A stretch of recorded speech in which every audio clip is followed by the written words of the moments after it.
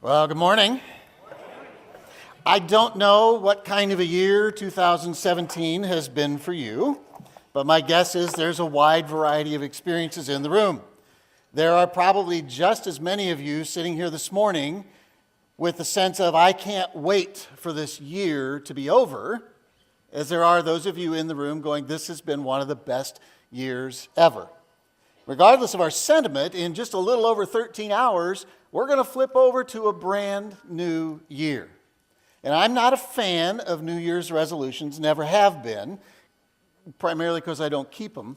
But I do tend to get reflective as one year winds down and a new one begins. And I begin to think about how I want the next year to be different. And more importantly, I start to think about how do I need to be different so the year is different. I think one big change that we could all make heading into 2018, a change that would have the biggest impact on the coming year, is learning how to do relationships better. Specifically, learning how to do conflict in relationships well. Because I think if 2017 has taught us anything, it's taught us that our world is filled with conflict. If you read the paper, if you read it on your tablet, if you watch the news on TV, you can't escape that fact. Conflict is everywhere. There's wars, there's threats of war, there's political infighting, arguments, prejudice, racism, violence, tribalism, terrorism. The list could go on and on. It seems like we've come to the place where our civilization has forgotten how to be civil. Conflict creeps into our lives. It creeps into our personal world as well. There's a good chance as you sit here this morning that you're in conflict with somebody. It could be a friend. It could be a neighbor. It could be a co-worker. It could be that all this forced proximity over the holidays has resurfaced some family conflict for you. That's a great gift, isn't it? So how do we deal with that? How do we deal with the bad blood that can come in relationships? And how do we address the tension or the ill will or even the hatred that can come in some of those relationships? The Bible says pretty clearly, if it is possible, as far as it depends on you, live at peace with everyone. That's a pretty tall order. Live at peace with everyone. Maybe that's the single toughest area for us to follow Jesus. We all have to fight the natural tendency when there's bad blood in relationships to choose a path that leads to peace. Conflict is a really, really weird facet of our relationships to deal with. Conflict comes in all shapes and sizes. It's not really predictable. It can be a small disagreement that you have with someone and it's over quickly. It's resolved easily. Or it can be a major dispute that drags on for years and eventually drags you into court.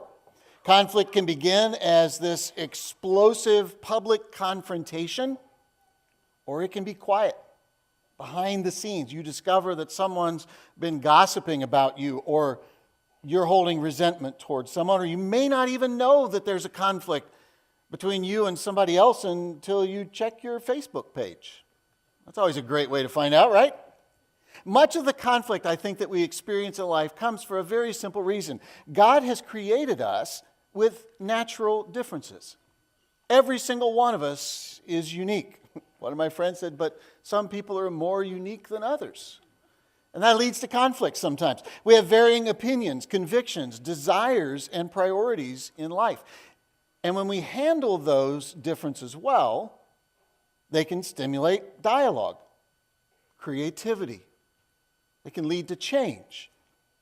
They make life interesting. And most of the differences we have with other people really aren't about what's right or wrong in life. It's simply about personal preferences. And when those differences, when those preferences are handled poorly, conflict erupts. I think another reason we get in conflict in relationships is because communication breaks down so easily, doesn't it? I mean, it's a lot of work, at least for me, to talk and listen well and do them in the right proportion. And I get to the place where I think I'm actually good at this, and then I test it out in a tense situation and find out I'm not as good as I thought I was. I just have learned to call those my growth edges in life.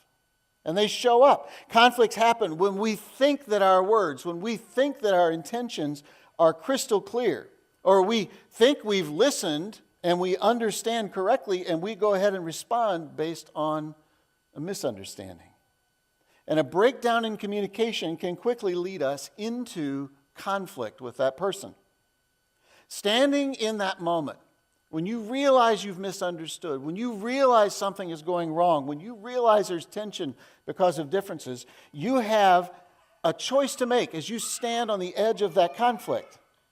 Am I going to throw gas or water on this fire I've just lit? And that's the very bottom line of it. Conflict is coming, and we have to choose when it comes how we are going to respond. There are lots of options open to us. One of those is escape. And frankly, it's one we choose a lot. Just to get away from the conflict, get away from the person, be done with them, to turn and run. And there is a place for escape.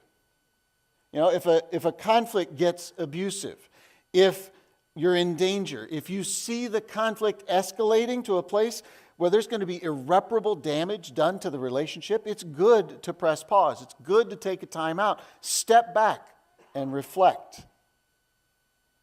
It's also another option to us to attack the other person, and we exercise that sometimes as well. We gear up. We start planning our strategy. Sometimes the conflict is so severe, we set out to either verbally or through some other action destroy the person completely at all cost. And while we can choose those options, and sometimes do, I think Jesus calls us to a very different way of life, a different way in relationships, a different way to handle conflict if we want to follow him, if we're willing to do the work.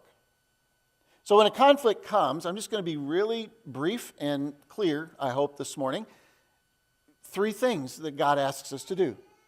The first thing that he asks us to do is to go quickly to the other person.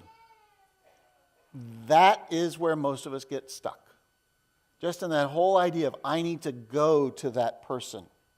Because for most of us, it's not our normal human response. For whatever reason, we want to pull back, and some of us drift towards brooding over the conflict. Some of us work really hard to try to figure out what happened. Why in the world did they do that to me?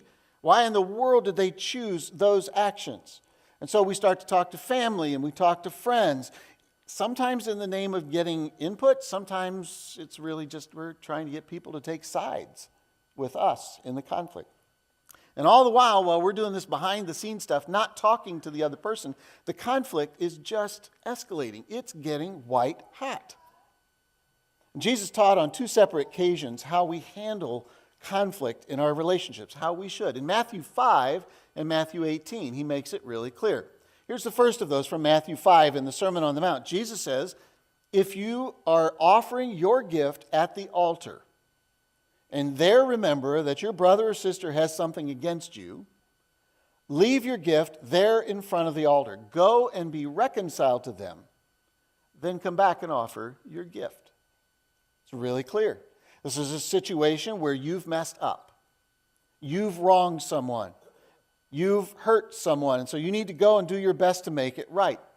And Jesus says, do it as soon as you realize it. Even if you're in the middle of a worship service. Now, I don't expect any of you right now are just going to stand up and walk out and do this. But that's what God is saying here. If you realize it and you're in church, get up and leave. Go make the conflict right. Grab the person from the other side of the room. Go out in the lobby and have a conversation, a quiet conversation, and resolve this. Because our relational integrity matters more to God than any act of worship. That makes sense. That fits within our moral construct, what we understand Jesus to be teaching.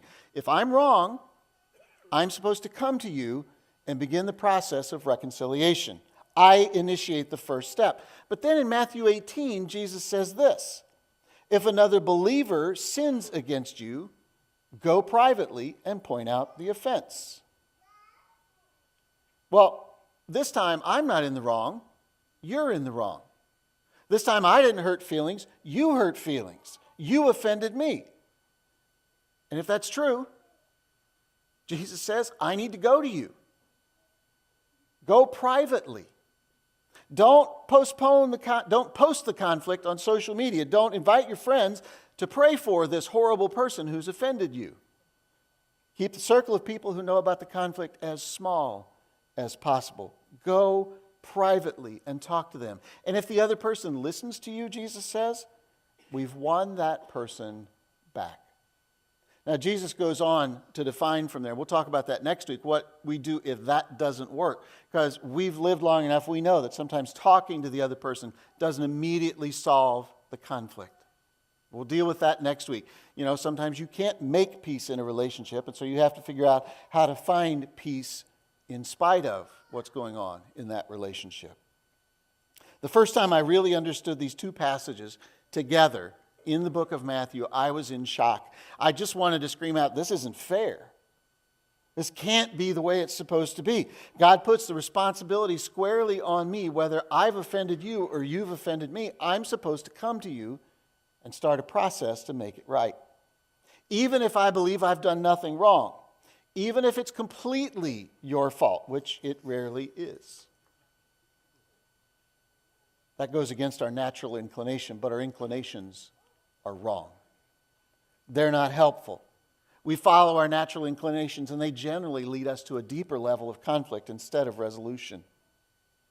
And so Jesus commands his followers, regardless of who owns the most blame, I have to go and address the issues face to face with that person. I need to buy them a cup of coffee. I need to buy them lunch. I need to initiate some setting where we can have an honest conversation about this. Now, it feels natural today when things come up to quickly fire off a text or an email to somebody. Some of you are still very old school, and you'll actually pick up the phone and call somebody. And as natural as those options might feel, they're not a great way to resolve conflict. We need a face-to-face conversation. Diffusing conflict requires two-way conversation. I need to see your facial expressions. I need to see your body language. I need to hear the actual tone of voice with which you said the words. I need to ask clarifying questions to understand the situation. And that doesn't happen in a text or an email. It doesn't even happen on a phone call. So I have to go. I have to go quickly. I have to go privately and sit down and talk with you. Now, just a pause on the going quickly part. It doesn't mean that there's no space for you to stop and think and pray. To understand what caused the conflict and begin to pray that God would show you what's your part in it, no matter how small it is. To gather your thoughts. To pray that their heart will be soft and yours as well as you hear the words. To pray about the words you should and shouldn't say as you talk. What I would caution you to do is not drag this out. Not label yourself as a processor, and so you need weeks and months to think about it. Nothing good comes from waiting too long to resolve a conflict. So go directly to them. You don't involve other people yet. You just go to them. Quickly, privately, and maybe the hardest of all, go humbly. Paul writes in Colossians, since God chose you to be the holy people he loves, you must clothe yourself with tender-hearted mercy, kindness, humility, gentleness, and patience. Make allowance for each other's faults and forgive anyone who offends you. Remember, the Lord forgave you, so you must forgive others. I've read that passage multiple times this week, and every time I read it, I wonder, how would the conflicts we experienced this year be different if we had lived by those simple verses? Going humbly has a lot of implications for us. It means that when we actually sit down, I'll start the conversation with a confession, not accusations. I don't list out the ways I've been hurt in this relationship. I begin by owning whatever I need to own from this, even if it's just simply I could have responded differently. Going humbly means we seek to understand before we seek to be understood. We listen carefully for the other person's pain, for their perspective. We lean in. We're present. We pay attention to our feelings inside of us, and we do our best to not get angry or defensive. And after we've listened and after we've understood, we speak the truth in love. Now, that's really a continuum in our communication skills, from all truth to all love. And every one of us in the room has a tendency. You know, when I'm pressed, I tend to be truthful, and the love drops out of my communication skills. Where are you? Because, truthfully, the balance of truth and love in this conversation makes the difference between you having a conversation and this turning into a confrontation. It's not the easiest road in life to live out Jesus' teaching on conflict. That we have to go quickly, that we have to go privately, that we have to go humbly, that we have to do everything we can to live at peace with everyone. It's not easy, but it can be done. This week I came across a story where it was done incredibly well. The story took place in Durham, North Carolina, and it's in the 1970s, and Durham had struggled for more than 20 years to implement the Supreme Court's order to desegregate their schools. And in the 70s, the city of Durham appointed two very different people to lead community meetings and come up with a plan to finally end the segregation in the school system, to break down the animosity between races in Durham. And the animosity was strong. It was generations strong. And so they chose two very different people to co-lead this work. One of those appointees was Ann Atwater. She was a civil rights activist. She helped organize poor African Americans and gave them a voice. She set up neighborhood councils, organized marches. She stood up to politicians, and she even one day stood up to a group of Klansmen who stood on the lawn outside of her apartment in their white robes and hoods. The other appointee was a man by the name of C.P. Ellis, who happened to be, his title, which I don't necessarily understand, was the Grand Cyclops of the Ku Klux Klan in North Carolina. He was the leader in their state. You could not have picked two more different people to lead this team. And their story is chronicled in a book called The Best of Enemies.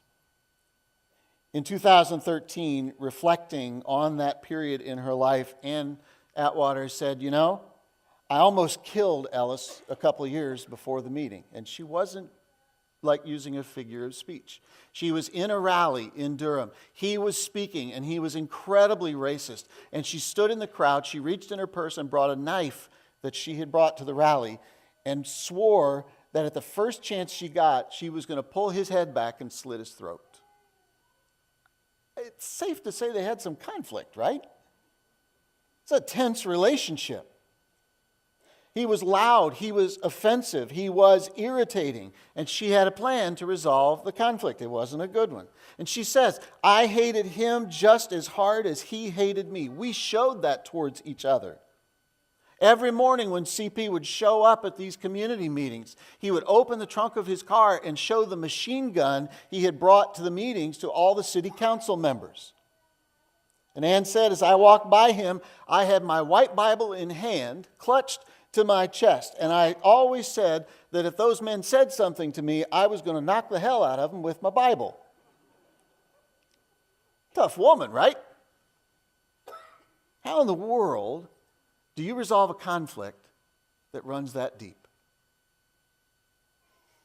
In just 10 days, they said, in 10 days of sitting at the same table, talking to each other, an amazing transformation took place.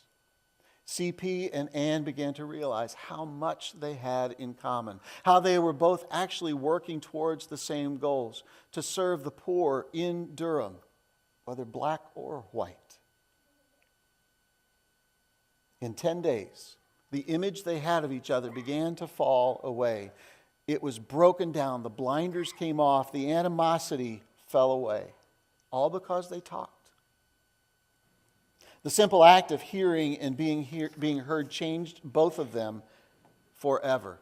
At the end of those 10 days of meetings, CP stood up in front of the crowd, tore up his membership card to the KKK, denounced the organization, and invested the rest of his life as an activist for the poor, all the poor in Durham.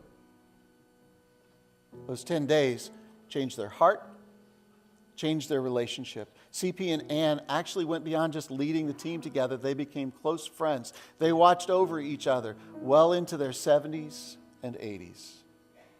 They got close enough that CP asked Ann, as he was dying, if she would do the eulogy at his funeral.